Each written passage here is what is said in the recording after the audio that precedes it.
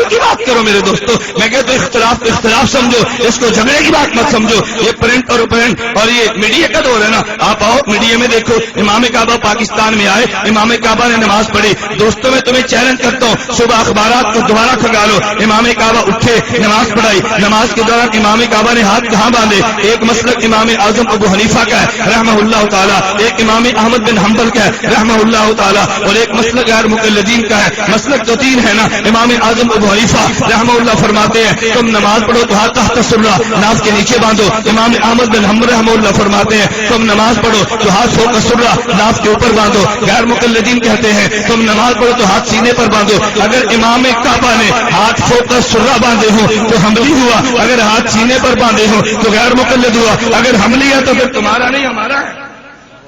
نہیں سمجھے؟ اگر حملی ہے پھر تمہارا نہیں ہمارا ہے. کیوں؟ ہم کہتے ہیں نا چاروں مذہب ٹھیک ہے, چاروں مسلک ٹھیک ہے. ہم کہتے ہیں نا, اگر تم کہتے ہو ٹھیک نہیں ہے, میرے پاس فتویٰ موجود ہے, میں فوٹو اسٹیٹ دیتا ہوں. عبداللہ بن سبیل نے فتویٰ جاری کیا, عبداللہ بن سبیل نے علی الاعلان فتویٰ جاری کیا. اس نے ایک مسئلہ بیان کیا, مسئلہ بیان کرنے کے بعد امام کعبہ عبداللہ بن سبیل کہتے ہیں فتویٰ لگایا. عبداللہ سبیل فرمانے لگے, کہتے ہیں مال هذا الهدي والمنهج كان ائمة الاسلام من الصحابہ والتابعین والائمة الاربعہ كالامام ابی حنیفہ النعمان والامام مالک والشافعی واحمد بن حنبل رحمہم اللہ تعالی. وہ رحمہم اللہ کہہ رہا ہے, ائمہ اسلام کہہ رہا ہے, تو ان کو گمراہ کہہ رہا ہے. پھر تیرا نہیں ہے وہ میرا ہے. میں نے امام کعبہ کے پیچھے نماز پڑھی, جو پاکستان میں انہوں نے وفاق کے دعوت پہ پنجاب اسلام آباد میں نماز پڑھی. امام کعبہ نے ہاتھ یہاں پر باندھے, وہ تیرا کیسا؟ اس نے آمین سبلان کی, وہ تیرا کیسے؟ سر ڈھانپ کے نماز پڑھے, وہ تیرا کیسے؟ وہ کالر نہ پہنے, وہ تیرا کیسے؟ میں کیسے مان لوں تیرا ہے؟ اگر تیرا ہوتا تو بات تیری کرتا. امام کعبہ نے شیخ داس نے کہا میرے پاس ویڈیو سی ڈی موجود ہے, میری ویڈیو سی ڈی بھی سن لو نا. امام کعبہ نے اعلان کیا, اس نے کہا لوگوں اجتہادی اختلاف پیغمبر کے صحابہ کے دور میں تھے, صحابہ کسی کو گمراہ نہ کہتے, ائمہ اربعہ میں تھے وہ گمراہ نہیں کہتے. امام کعبہ نے کہا امام ابو حنیفہ, امام مالک, امام شافعی, امام احمد بن حنبل کلہم متبعون بسنت رسول اللہ صلی اللہ علیہ وسلم, کہتے چاروں پیغمبر کی سنت کی اتباع کرتے تھے. پھر امام کعبہ نے کہا ان چاروں پہ جو تبرہ کرتا ہے, ان چاروں کو جو برا کہتا ہے, ان چاروں کا جو احترام نہیں کرتا وہ سفیہ ہے, وہ کم عقل ہے, وہ جاہل ہے. یہ فتویٰ امام کعبہ کا ہے, میرا نہیں ہے, میرا تو نہیں ہے.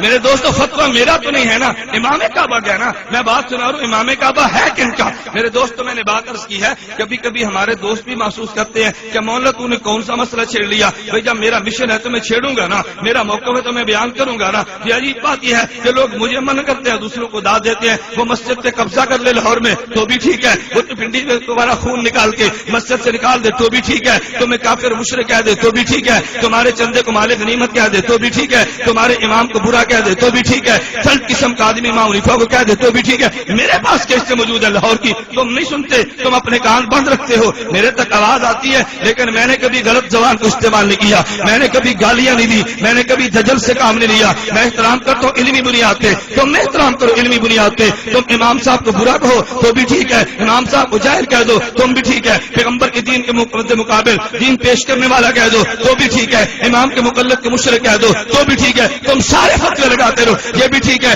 اور میں اتنی بات کہہ دوں امام کعبہ تمہارا نہیں ہے میرا ہے, تو کہتے ہیں مولانا اختلافی مسئلہ چھیڑ دیا.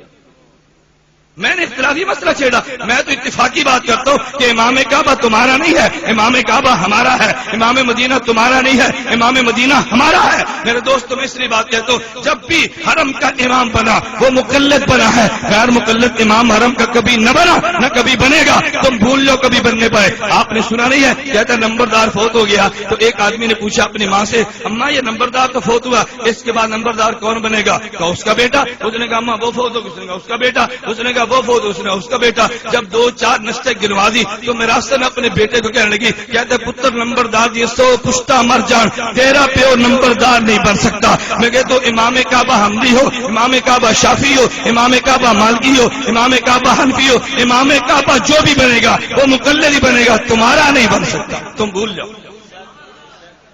تم بھول جاؤ. میرے دوستوں میں اس لیے بات کہتا ہوں, کبھی کبھی میرے اسٹیج پر بلانے والے کو بھی مجھے محسوس ہوتا ہے, وہ کہتے ہیں مولانا تمہیں خیال کرنا چاہیے. میں کہتا ہوں کہ میری مجبوری ہے, جو گالیاں میں سنتا ہوں وہ تم نہیں سنتے, اللہ کی قسم جو میں سنتا ہوں وہ تم نہیں سنتے, امام پہ تبرے جو میں نے سنے تم نہیں سنتے, امام صاحب پہ لعنتی گردانے جو میں سنتا ہوں وہ تم نہیں سنتے. ایک بار تم سن لو نا, تم کلیجہ تھام لو اور تم حیران ہو گے یار کتنی ہمت سے بات کرتا ہے, یہ کتنی خاموشی سے بات کرتا ہے, یہ کتنے نرم لہجے میں بات کرتا ہے, اتنی گالیاں سن کر تو کوئی برداشت نہیں کرتا. خیر میں نے عرض کیا اللہ مجھے اور آپ کو بات سمجھنے کی توفیق عطا فرمائے, اللہ ہمیں اپنے مسلک پر ڈٹ جانے کی توفیق عطا فرمائے. ہم اپنے مسلک کو بیان کریں گے, اپنے مسلک کا دفاع کریں گے. مسلک کے بیان کو بھی ایمان سمجھتے ہیں اور مسلک کے دفاع کو بھی ایمان سمجھتے ہیں. نہ گالی دیتے ہیں نہ گالی سنتے ہیں, نہ برا کہتے ہیں نہ برا سنتے ہیں, نہ تبرہ کرتے ہیں نہ تبرہ کرتے ہیں نہ تبرہ سنتے ہیں. نہ میں تمہارے علماء کو برا کہتا ہوں نہ اپنے امام پہ گالیاں برداشت کرتا ہوں. مسلک تم بھی بیان کرو, مسلک ہم بھی بیان کرتے ہیں, اپنا اپنا مسلک بیان کرو. اگر بیان کرتے وقت جو زبان تم استعمال کرتے ہو اگر کبھی وہ زبان آ جائے تو کچھ ہمت سے برداشت کر لینی چاہیے نا. میرے ساتھ گزشتہ جلسے میں مولانا صادق واٹی صاحب تھے, ہم بہاول نگر میں گئے. عجیب بات ہے, مولانا صادق واٹی ان کا تھا, حنفی ہونے کا اعلان کیا. جب اس نے اعلان کیا نا غیر مقلد ہونے کا تو کہتے ہیں بہت بڑا عالم ہے, شرف ناب کا امام ہے, گرامر کا ماہر ہے, بہت بڑا مناظر ہے, ہماری حق کی فتح ہے, ہم نے اتنا بڑا دیوبندی چھین لیا. میں نے کہا تھا وہ دیوبندی نہیں ہے, وہ تو مماتی ہے, مماتی دیوبندی نہیں ہوتا. تمہیں میری بات سمجھ نہیں آتی تھی جب اس نے حنفی ہونے کا اعلان کیا. اب سارے کہتے ہیں وہ تو جاہل ہے, وہ تو جاہل ہے, اس کو تو آتا کچھ نہیں, ہم سے پیسے مانگتا تھا. میں نے کہا بھائی تم نے کو وعدہ کیا ہوگا تو مانگتا ہوگا نا, ورنہ مانگنے کی کیا ضرورت ہے. میں جو جلسے پر آیا ہوں تو جلسے کے بعد میں کھڑا جاؤں گا, مولانا نکال کے دو مجھے 25,000, کس ساتھ کو مجھے نکال کر دو. اب ہم دونوں جگڑ رہے ہیں, دو 25,000. مولانا کہتے ہم نہیں دیتے. بھائی کیوں نہیں دیتے, تم نے مجھے کہا تھا دیں گے تو تبھی میں جگڑتا ہوں نا. اگر وعدہ نہ کیا ہوتا جگڑنے کی بات ہی کیا تھی. تم نے اس سے کچھ مطالبے اس کے مانے تھے, تم نے کچھ اس سے باتیں درون خانہ طے کی تھی. اور میں نے آج بیان سنا مولوی اسماعیل الخطیب کا, اس نے بیان کوٹ عبد المالک میں کیا. میں اس کے بیان کا نوٹس لوں گا لیکن کوٹ عبد المالک میں لوں گا, میں اس کے دلائل کا جواب دوں گا مگر کوٹ عبد المالک میں دوں گا, وہاں دوں گا اور جرات کے ساتھ دوں گا. میں تمہارے دلائل کے کجیاں بکھیر کے رکھ دوں گا کہ تم نے کون سے قسم سے کام لیا. میں اس سے پر اس لیے نہیں آیا. میں ایک بات کہنا چاہتا ہوں, کہتے ہیں اگر ہم نے کچھ دیا بھی تو ہم نے تلیف قلوب کیا.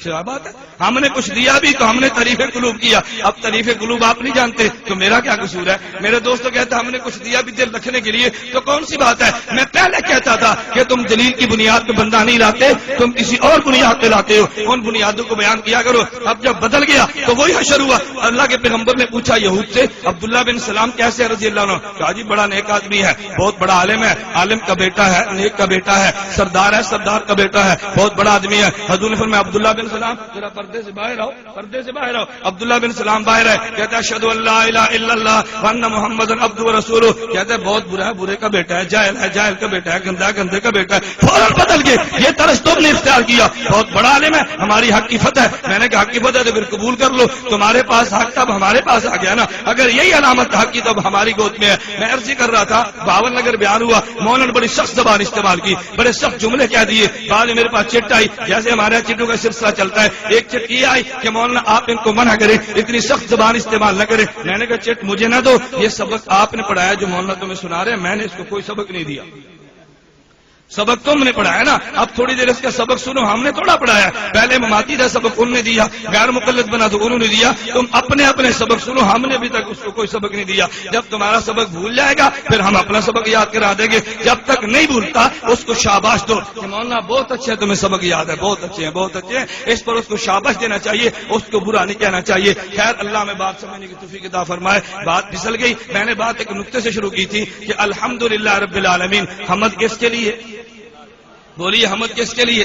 تو ہم پھر پیغمبر کو محمد کیوں کہتے ہیں, یا محمد کا معنی سراپا حمد ہے, محمد کا معنی سراپا حمد ہے. اس قدر تعریف کی کہ حضور سراپا حمد بنے. میں ایک بات کہتا ہوں سیرت شاف معاشر کے حوالے سے صلی اللہ علیہ وسلم, میں نے اسی پہ آیت پڑھی ہے, اسی پہ پیغمبر کی ایک دو روایتیں پڑھی ہیں. میں اس آیت اور حدیث کا ترجمہ کروں گا تو شاید بات اسی میں ختم ہو جائے. میں نے جو قرآن کی آیت پڑھی ہے, یہ قرآن شاف معاشر کی سیرت کو بیان کرتی ہے, اور سیرت بڑے انوکھے انداز میں. انبیاء تو آئے, میں شاف معاشر کے مقام پہ تھوڑا سا تذکرہ